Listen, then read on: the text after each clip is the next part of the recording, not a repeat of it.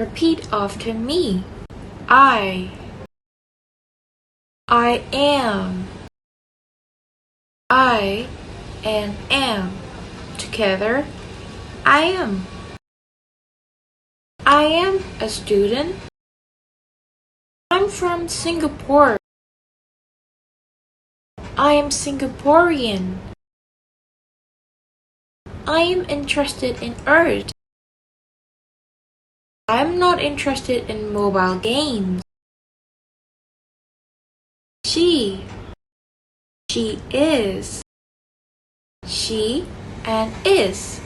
Together, she's my friend. She's 16. She's from Korea. She's Korean. She's interested in movies. She's not interested in books. You are. You and are together. You're a teacher. You're 25. You're from the USA.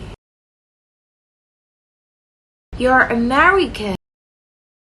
You're interested in teaching, right? That's it. Practice using am is are with these simple sentences. Thank you. Bye guys. See you guys next.